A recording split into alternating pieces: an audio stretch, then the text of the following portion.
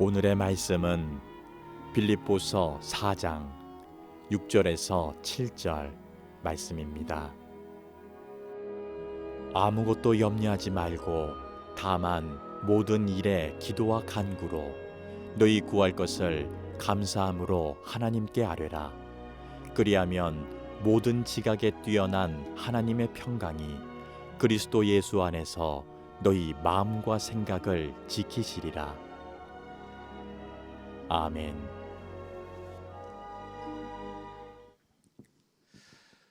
할렐루야. 오늘 주일 아침 하나님을 예배하러 오신 여러분 모두를 주님의 이름으로 환영하고 축복합니다. 지난 설 명절은 평안히 잘 보내셨는지요?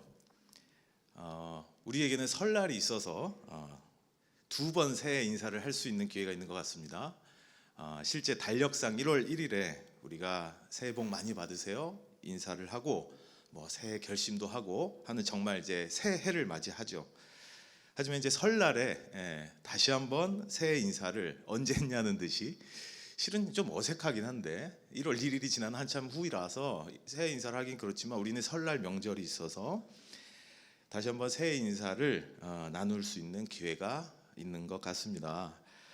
그럼에도 불구하고 어느덧 1월 마지막 주일이고 며칠 뒤면 이제 1월이 다 지나가 버리게 됩니다. 시간이 참 빠른 것 같습니다.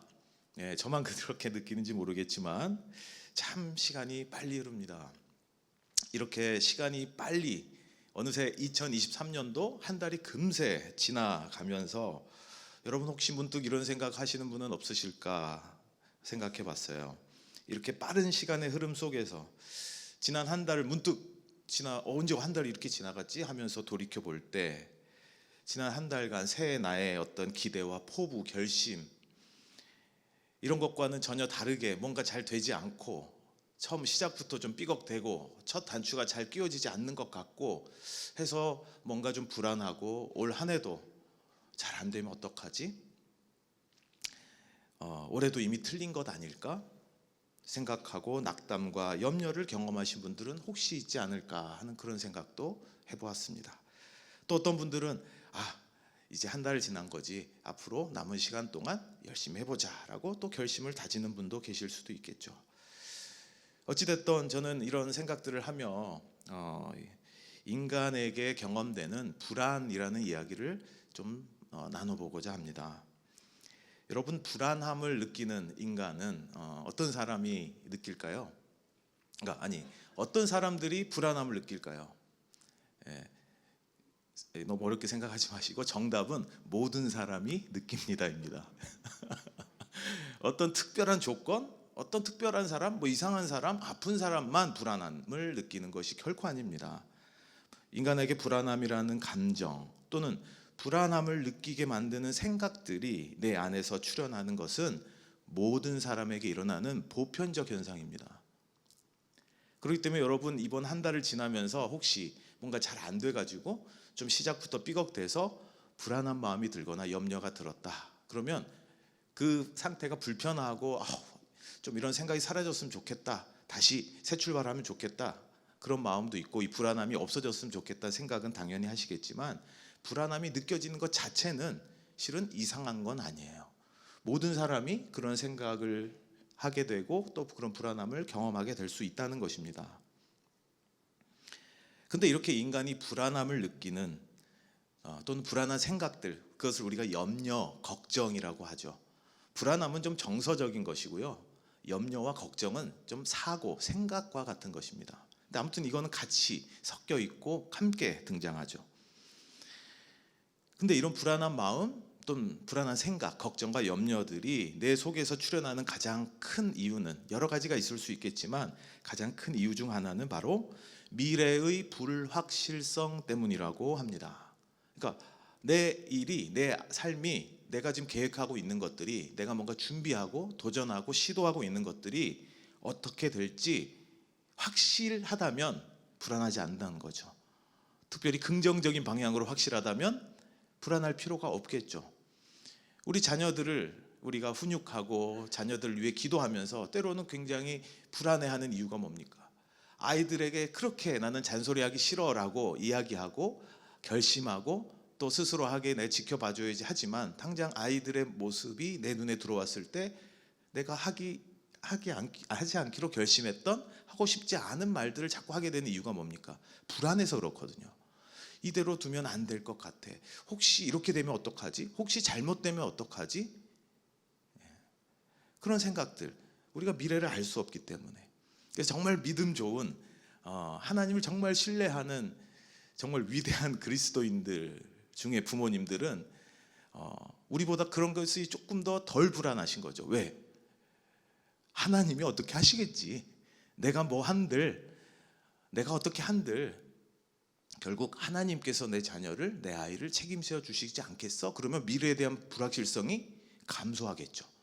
어떻게 될진 모르지만 어쨌건 결론적으로 하나님께서 책임져 줄 거야 라고 내가 믿고 있다면, 그 하나님을 신뢰한다면 자녀의 미래에 대한 불안도 훨씬 낮아질 수 있겠죠. 그렇기 때문에 자녀와의 관계도 좀 더 잘 지낼 수 있고, 자녀가 스스로 자신의 삶을 주도적으로 살아가는 데 있어서 많이 통제하거나 개입하지 않아도 될 수도 있을 것 같습니다. 근데 아무튼 자녀의 문제가 됐던 나의 문제가 됐던 미래에 대한 불확실성, 어떻게 될지 알지 못하는 것 때문에 인간은 불안하다는 것입니다. 우리의 삶은 언제 어떻게 될지 모르기 때문에 우리는 늘 불안할 수밖에 없는 그런 연약한 존재인 것이죠. 그 중에서도 인간의 가장 궁극적인 불안은 뭐냐면 죽음 불안이라고 말합니다. 죽음 불안. 우리는 그것을 의식하고 살든 때로는 전혀 의식하지 않고 살아가든 인간은 결국 궁극적으로 죽음을 비롯한 앞으로 어떤 일이 나에게 펼쳐질지 알지 못한다는 불확실성에 대해 불안해하고 때로는 그 불안에 사로잡혀 사는 존재라는 것입니다. 여러분, 불안은요 결코 사라지지 않아요. 이걸 받아들이셔야 돼요. 결코 불안은 사라질 수 없습니다. 이 불안과 관련된 인간 행동과 관련된 대표적인 특징을 한 가지 설명드려 보면요, 결코 불안은 사라지지 않는 그러한 정신 요소이기 때문에 또 정서적인 또 생각과 걱정, 염려와 연결되어 있는 우리 마음속에 있는 그러한 감정, 에너지이기 때문에요. 인간에게는 이 불안이라고 하는 것이 늘 있는데 우리는 불안하지 않을 때도 있죠. 여러분 지금 혹시 불안하십니까? 제가 혹시 뭐 갑자기 설교하다 저 사람 쓰러지면 어떡하지? 혹시 뭐 이상한 말 하면 어떡하지? 막 불안하십니까? 어떠세요? 특별히 불안하지 않으실 것 같아요. 불안하지 않으신 분들이 많으실 것 같아요. 그러니까 불안이라고 하는 게 결코 사라지진 않지만 늘 있는 건 아니에요. 늘 있는 건 아니에요. 그래서 우리는 이 불안이라는 감정을 잘 살펴보고 연구해 보니까 사람들이 행동하는 것과 불안이랑 좀 연결되어 있는 몇 가지 특징을 발견하게 됐는데, 인간은 불안하지 않은 상태에서는요, 그러니까 불안을 느끼지 않는 상태죠. 보통 우리가 평정심, 그냥 뭐 편안한 상태죠. 불안하지 않은 상태에서는 스스로 변화하지 않더라는 겁니다. 잘 변하지 않더라는 거예요. 다른 말로 하면 현재 현상을 유지하고자 하는 에너지가 굉장히 강하다는 거예요. 그걸 우리가 항상성이라고 하는데, 항상성을 유지하려는 속성이 견고한 상태가 불안하지 않는 상태라고 해요. 인간은 불안하지 않으면요 변화할 이유를 스스로 발견하지 못합니다. 불안하지 않으면요 그냥 그 자리에 계속 있고 싶어 한다는 거예요. 이 자리에서 어디론가 변화하거나 이동하거나 움직이려 하지 않는다는 거죠. 혹시 누군가 나를 이렇게 밀어서 움직이려고 하면 버티려고 한다는 겁니다. 불안하지 않을 때는 그냥 이 자리에 있고 싶어 한다는 거예요. 내가 편한 대로 하던 대로 뭐 좀 문제는 있지만 그냥 이렇게 사는 게 편하니까 그냥 살던 대로 살면 되지, 그냥 이대로 있어도 아무 문제가 없는데 왜 자꾸 나보고 변하라고 하지? 달라져야 한다고 하지? 이렇게 해라 저렇게 해라 나에게 얘기하지? 나 안 변할 거야. 난 이게 좋아. 이게 편해. 이게 익숙해. 그냥 차라리 남들이 나에게 좀 맞춰주면 되지 왜 나보고 변하라고 하지? 인간은 잘 변하지 않습니다. 그런 측면에서 볼 때 불안은요, 때로는 순기능도 있어요. 그러니까 불안이 나쁜 것만은 아니라는 거예요. 결과적으로 어떤 기능이 불안의 순기능이냐? 불안은요, 인간을 무엇인가 준비하고 대비하도록 하는 강력한 원동력이 됩니다.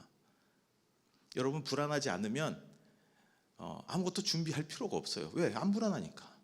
네. 그런데 뭔가 불안하면 준비해야 될 것 같아요. 네. 공부를 잘하는 사람, 시험을 잘 치르는 사람, 아니면 시험을 잘 못 치르는 사람의 특징이 있어요. 공부를 잘하는 사람들은요, 시험을 잘 치르는 사람들은 뭐 역설적이지만 불안도가 높아요. 시험 전에. 그래서 뭔가 안 하면 견딜 수가 없어. 그래서 미리 공부하는 거예요. 그런데 시험을 잘 못 치르는 분들의 특징은요, 별로 안 불안해요. 시험 전날까지도 안 불안해요. 왠지 오늘 밤에 하면 될 것 같아. 그래서 안 해요. 왜? 아무리 옆에서 하라 그래도 할게요 말은 하지만 실은 별로 안 불안하니까 미뤄두는 거예요. 그러다가 그날 밤 12시쯤 되면 갑자기 조금 불안해지기 시작합니다. 혹시 시험을 완전 망치면 어떡하지? 조금은 봐야 되겠는걸? 내가 요약 정리해 놓은 걸 친구한테 빌려놨으니 이걸 한 1시간 보면 망치진 않을걸? 하고 보는데 생각보다 양이 많아. 그러면 그때부터 갑자기 불안해지기 시작해서 날밤을 새서 벼락치기를 하게 되는 거죠. 근데 불행하게도 그렇게 한 결과 시험을 잘 보잖아요. 그럼 그 다음엔 어떻게 할까요? 더 덜 불안하겠죠. 전에 별일이 안 생겼으니까 그렇게 했는데도. 그러니까 미래를 예상할 때 이렇게 해도 별일이 안 생길 것 같아 라고 불안함이 덜 느껴지면 우리는 평소 하던 대로 하는 거예요. 계속 하던 대로. 근데 불안하면 어떡합니까? 뭔가 해야 될 것 같아. 한 번 봤지만 불안해. 그럼 한 번 더 봐야 될 것 같아. 그러면 더 보겠죠. 이렇게 불안함이라고 하는 감정, 이런 관련된 우리 마음의 에너지는 순기능도 있어요. 그래서 뭔가 하게 만들어요. 안 하고 못 배기게 만들어요. 그래서 인간이 지금 현재와 다른 선택을 하도록, 변화를 도모하도록 하는 강력한 원동력이 바로 이 불안이라고 하는 감정이라는 것을 우리가 알아냈다는 겁니다. 불안한 상태에서는요, 이대로 있으면 안 되겠다. 뭔가 해야겠다. 그래, 뭔가 달라져야겠는걸? 이대로 있으면 안 돼. 변해야겠다라고 결심하고 행동하게 되는 에너지가, 정서 에너지가 바로 이 불안 또는 불안과 연결된 우리의 마음이라는 것이죠.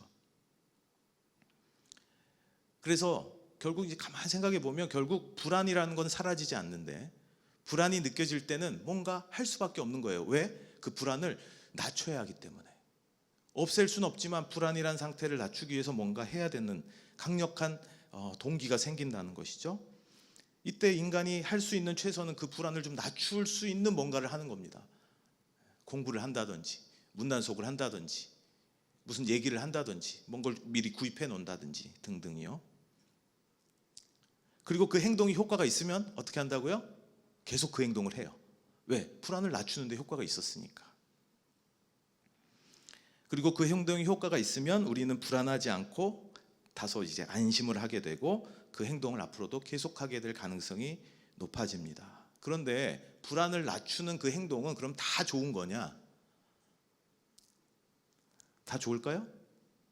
불안을 낮추는 기능은 했어. 어떤 행동을 했더니. 근데 그게 다 그 행동, 불안을 낮출 수 있는 행동이면 다 좋은 거냐? 그렇진 않습니다. 심지어 그 행동이 장기적으로는 매우 파괴적인 행동들도 있어요. 저는 중독 분야에서 활동하는 사람인데요. 중독 문제의 많은 동기들이요, 이 불안을 낮추기 위한 시도로 시작된 경우가 굉장히 많아요. 불안과 관련된 상태에서 벗어나고자 하는 하나의 수단으로서 시작된 경우가 굉장히 많다는 거죠. 결국은 나중에 어떻게 됩니까? 그 행동에 어떤 감옥에 갇혀서 빠져나오지 못한 채 더 큰 고통을, 더 큰 어떤 불행을 경험하게 되기도 하죠. 그렇기 때문에 불안을 낮출 수 있는 행동은 뭐든 괜찮아는 결코 아니에요. 근데 불안을 다소 낮출 수 있고, 하지만 나에게도 건강하고 가족이나 타인에게도 해를 주지 않고 뭔가 긍정적인 방법이면 가장 좋겠죠. 하지만 어떤 행동들은 나 자신에게도 파괴적일 수 있고 장기적으로는, 일시적으로는 불안을 낮출 수 있을지 모르지만 이 행동이 불안을 낮춰주기 때문에 계속하게 된다고 했죠. 그러다 보면 나중에는 나에게 파괴적인 행동이었다는 것을 나중에 알게 되는 그러한 일들도 있다는 거고요. 자신뿐만 아니라 타인에게도 매우 큰 피해를 미치는 행동이 불안을 낮출 수 있었다는 기능 때문에 내 삶에 자리 잡게 될 수도 있다는 겁니다. 대부분 즉흥적이에요. 대부분 충동적으로 그 불안을 낮추기 위한 목적으로만 시도되는 행동들이 보통 일반적으로 이런 다소 부정적인 결과들을 초래하게 됩니다. 결국 별로 도움이 안 되고 오히려는 더 큰 불안과 두려움을 가져오는 원인이 된다는 것입니다. 그래서 우리는 반드시 어떤 불안이나 걱정, 염려, 이런 두려움이 느껴질 때 어떤 행동으로 반응해야 될지 좋은 전략과 계획을 가지고 있으면 참 좋겠죠. 내가 불안할 때 난 어떻게 하면 좋을까를 미리 계획을 가지고 있으면 충동적이거나 즉흥적인 게 아니라 그때 가서 아휴 너무 불안한데 뭘 하지? 그때 가서 솔루션을 찾는 게 아니라 여러분 전략과 계획, 또 다른 말로 하면 일종의 작전을 가지고 있는 건데요. 최근에 우리나라가 월드컵에서 아주 좋은 성적으로 국민들에게 큰 기쁨도 주고 즐거움도 주었던 기억이 있는데요. 여러분 그 축구 해설이나 뭐 또 감독, 코치들이 여러 가지 그 이야기하는 것 중에 전략, 전술, 뭐 작전 이런 얘기들이 많이 나오지 않습니까? 어떤 경기 상황에서 어떤 지점에서 프리킥 상황이 됐어요. 반칙을 얻어서 거기에 볼을 놓고 상대편 골문을 향해 공을 찰 수 있는 다양한 전략, 계획, 작전을 수행해 볼 수 있는 상태가 된 거죠. 이거는 잠깐 포즈 상태, 정지 상태에서 이 시합이 다시 재개되기 때문에 이렇게도 해볼까 저렇게 해볼까 막 여러 가지 작전을 구상해 볼 수 있는 상황입니다. 경기가 빠른 속도로 진행될 때는 실은 그 굉장히 어렵죠. 그래서 어떤 선수가 어떤 방향으로 골문을 향해서 킥을 할 때 다른 선수들은 어떤 식으로 수비를 막아주고 또는 뭐 이렇게 혼선을 주고 하는 막 여러 가지 형태로 막 서 있고 그렇죠. 거기서 이제 골을 딱 차서 절묘한 지점에 골대에 꽂히는 순간 선수들은 환호하고 그 작전이 성공한 겁니다. 유효한 작전으로 실행된 거죠. 그러니까 여러분 그 작전은 그 순간 선수들이 모여서 야 볼이 여기 떨어졌다. 여기서 우리가 찰 수 있는데 어떻게 할까 모여봐. 거기서 회의할까요? 즉흥적이고 야 이렇게 하면 좋겠다. 아니야 나 오늘 왠지 감이 좋아 내가 할게 하면서 충동적으로 그 시간에 어떤 전략을 세울까요? 결코 그렇게 하지 않습니다. 최고의 팀일수록 여러 경우의 수에 볼이 어디 떨어졌을지 그때 어떻게 할지에 대한 여러 가지 전략에 대해서 수십, 수백, 수천 번의 연습을 통해 그 상황이 실제 벌어졌을 때 내가 작전을 세워놨던 대로 계획했던 대로 하는 거예요. 네. 여러분 우리는 살면서 반드시 불안함을 경험할 때가 있을 겁니다. 걱정과 염려에 고민이 되고 때로는 심지어 정말 이렇게 다리가 풀려버리는 아무것도 할 수 없을 것 같은 꽤 큰 어려움을 겪게 되는 일도 있을 수도 있을 겁니다. 그때 우리는 어떻게 해야 되는지 미리 좋은 전략을 가지고 있어야 된다는 것이죠. 그때 가서 어떻게 해야 될지 충동적이고 즉흥적으로 했다가 운이 좋게 좋은 행동을 선택할 수도 있지만 때로는 안 좋은 선택이 있을 수도 있다는 것이죠. 특별히 그리스도인들에게 주목해야 될 그 상황에서의 교훈, 좋은 전략이 오늘 말씀에 기록되어 있습니다. 사도 바울이 사랑했던 빌립보 성도들에게 사랑과 간절함을 담아 권면한 말씀인데요. 오늘 우리 광교 꿈의 교회 성도들께서도 그 말씀을 한번 잘 받아보시기 바랍니다. 제가 한번 다시 읽어봐 드릴게요. 아무것도 염려하지 말고 다만 모든 일에 기도와 간구로 너희 구할 것을 감사함으로 하나님께 아뢰라. 여러분 아무것도 염려하지 말고 라고 하는 전제는 뭐냐면 염려할 게 있는 거예요. 염려할 게 없고 아무런 불안하지도 않고 걱정도 없고 하는 상태에서 야 염려하지 마 그러면 오잉? 이상하잖아요. 난 염려가 없는데 염려하지 마 그러니까 저 왜 아니 염려할 게 없는데 이런 반응이겠죠. 사도 바울이 빌립보 성도들에게 이런 말을 하는 것은 뭔가 성도들이 염려할 만한 일이 있을 때를 전제하고 있는 거예요. 또는 그러한 고민들을 들은 거죠. 사도 바울 선생님, 요즘 이런 고민들이 성도들에게 많습니다. 기도해 주세요. 이런 걸 들은 거죠. 알고 있는 거죠. 우리 성도들이 지금 요즘 걱정이 많구나, 불안하구나, 그런 염려거리들이 있구나. 이때 전략과 계획을 알려준 겁니다. 아무것도 염려하지 말고 다만 모든 일에 기도와 간구로 너희 구할 것을 하나님께 아뢰라. 그런데 어떻게 아뢰라? 감사함으로 아뢰라. 염려가 있는데 어떻게 감사함으로 아뢰입니까? 염려가 있는데 어떻게 감사가 나올까요? 심리학 영역에서는요, 감사에 대한 연구가 지금까지 잘 없었어요. 근데 이미 성경에도 이 감사가 굉장히 많이 강조되고 있지 않습니까? 성경의 다른 말씀 중에도 범사에 감사하라, 감사에 대한 강조가 매우 많이 나와요. 그럼에도 불구하고 인간의 행동 또 인간의 행복 이런 것들을 연구하지 않아 왔어요. 심리학에서는 예전에는 인간의 문제, 증상, 고통 이런 거에 오히려 관심이 많았. 근데 21세기에 접어들어서 오히려 인간의 긍정적인 것을 더 연구하는 것이 의미 있고 그것이 인간을 더 이롭게 하다, 인간의 인류에 더 기여하는 것이 아닐까 하는 새로운 관점이 생기면서, 즉 긍정심리학의 영역이 출현하면서 감사에 대한 연구가 매우 활발하게 이루어지고 있습니다. 감사는 크게 두 가지로 심리학에서 연구한 바에 의하면, 하나는 한 사람의 성향으로 이해하는 관점이 있어요. 감사 성향이 있다는 거예요. 어떤 사람에 따라.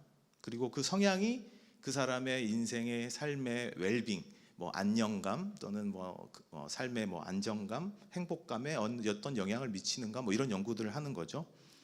또 하나의 관점은요, 감사는 성향일 수도 있겠지만 감사는 그냥 개념적이고 그 사람의 성격적 속성으로만 연구할 게 아니라 감사를 하도록 촉진하는 중요한 훈련이어야 된다라는 관점이 있어요. 그러니까 즉 감사가 아니라 감사하기, 그러니까 뭔가 감사한다는 것이죠. 감사를 한 사람의 성향이나 성격으로 이해하는 관점하고 다르다는 말씀인데요. 마치 이런 겁니다. 여러분 건강해지려면 운동하세요. 매일 자주 듣죠, 그런 말씀. 네. 건강해지기 위해 매일 운동을 권장하고 또 그 운동과 관련된 매우 다양한 운동법들이 개발되어서 소개되고 있지 않습니까? 여러분 요즘 유튜브 컨텐츠 중에 운동, 이런 건강과 관련된 운동 컨텐츠들이 얼마나 많고 얼마나 많은 사람들이 그것을 관심 있게 보고 있습니까? 그만큼 건강에 대한, 또 건강과 운동에 관련된 관심이 많다는 뜻이죠. 이 긍정심리학자들은 감사하기를 이것과 유사하게 이해하고 있는 것입니다. 인간이 행복하기 위해서는, 웰빙, 잘 있기 위해서는, 안녕감을 느끼고 살아가기 위해서는 마치 건강하기 위해 운동을 하는 것처럼 감사하기를 규칙적이고 정기적으로 해야 된다는 거예요. 의도적으로. 여러분 의도적으로 운동하잖아요. 노력해서 운동하잖아요. 때로는 돈을 내고 운동하잖아요. 뭔가 내가 의지를 가지고 노력해서 감사하기, 즉 엑서사이즈처럼 해야 된다는 거예요. 이런 입장도 있습니다. 즉 감사하기를 마음 운동, 마음 훈련 이런 것처럼 매일 하도록 강조하는 접근도 존재합니다. 이때 이 감사하기를 어떻게 정의하냐면요, 감사란 사건, 사람, 행동이나 사물이 가진 의미를 깨닫고 그것들에 대해 긍정적인 정서 연결감을 느끼는 것, 이렇게 정의하고 있어요. 보통 여러분 감사하면 여러분이 뭔가 고마운 일을 경험했을 때 감사합니다 라고 얘기하는 게 우리가 일반적인 감사잖아요.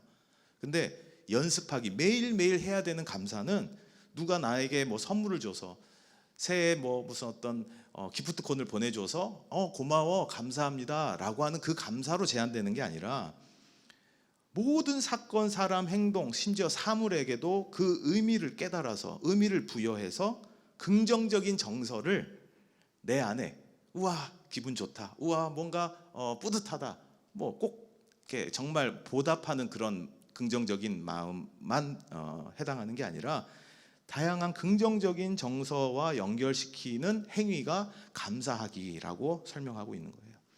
사람, 사건, 상황, 심지어 사물에게도 감사할 수 있는 것이죠. 근데 여기에 아주 궁극적이고 본질적이고 중요한 한 가지가 빠져 있는 것 같지 않습니까, 여러분? 나에게 어떤 일을 해준 사람에게 감사해. 이런 나에게 벌어진 이 상황에 감사해. 내가 가진 어떤 물건이 나에게 있어서 이런 의미가 있어서 감사해. 이런 일, 어떤 사건이 나에게 벌어진 것에 감사해. 이게 아주 정말 모든 것에 감사할 수 있다고 하는 것을 연습하듯이 해봐라 라고 하는 접근인데, 그러면 행복하다는 건데 여기에 아주 중요한 게 빠져 있지 않냐는 거죠. 무엇입니까? 바로 하나님께 감사하는 겁니다. 하나님께 감사하라는 말이 빠져 있는 거예요.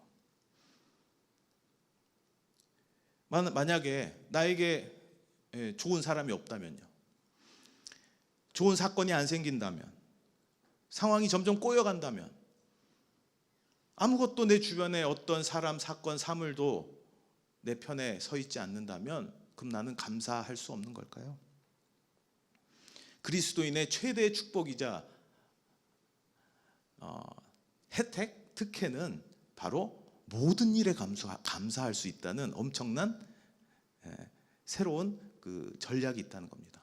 그건 바로 우리는 하나님께 감사하는 일을 할 수 있기 때문입니다. 우리는 모든 일에 감사할 수 있는 것입니다. 제가 다시 한번 100% 일어나는 예언을 하나 하겠습니다.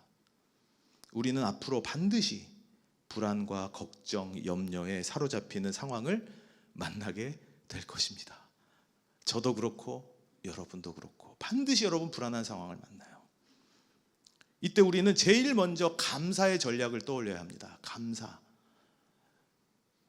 제가 지금 자세히 소개하지 않았고 예전에 제가 한번 설교할 때 소개했던 것 같은데, 방금 소개한 그 긍정심리학의 여러 감사하기가 얼마나 인간에게 긍정적 영향력을 주는 원인, 요인인지를 연구한 다양한 이유에서요, 절망 속에 있고 무기력하고 불안에 휩싸여 있고 정말 삶의 의미가 없는 사람들을 대상으로 실험한 실험들이 굉장히 많아요. 근데 그 감사하기가 어떤 영향을 미쳤는지. 우리는 앞으로 반드시 불안, 염려, 걱정에 휩싸여 있는 상황이 생기기 마련이겠지만 이때 우리는 먼저 감사의 전략을 떠올려야 합니다. 그 중에서도 제일 먼저 하나님께 감사하는 전략을 떠올려야 합니다. 사람, 상황, 돈과 물질, 사물이 아니라 하나님께서 나와 함께하여 주실 것을 믿고, 나의 기도에 응답하실 것을 믿고, 나를 건져주셔, 그 상황에서, 그 고민에서, 그 불안함에서 건져내 주실 것을 믿고, 때로는 내가 그 상황을 견뎌낼 수 있는 힘을 주실 것을 믿고, 감사함으로 하나님께 나의 불안과 걱정과 염려를 모두 아뢰시기를 간절히 당부드립니다. 이것이 여러분이 떠올리셔야 되는 첫 번째 전략입니다. 불안하십니까? 일단 내 이런 불안을 하나님께 아뢰십시오. 그런데 그 아뢰실 때, 하지만 하나님 감사해요. 왜냐하면 하나님께서 나와 함께 해주실 거잖아요. 하나님께서 결국은 나를 건져주실 거잖아요. 하나님께서 결국 내가 견딜 수 있도록 힘을 주시고 함께 해주실 거잖아요. 그러니 감사해요. 너무 불안하고 걱정되고 힘들어요. 하나님 아시죠? 하나님 도와주세요. 하지만 나를 내 기도에 응답해 주실 것을 믿고 감사해요. 여러분, 감사함으로 하나님께 아뢰시기 바랍니다. 그러면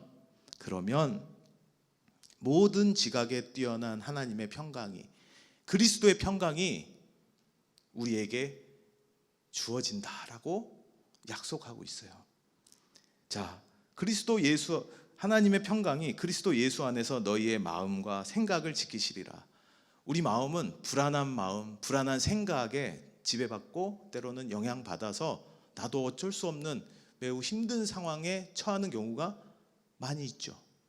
하지만 우리가 감사함으로 하나님께 아뢰일 때 어떤 보상이 주어진다고요?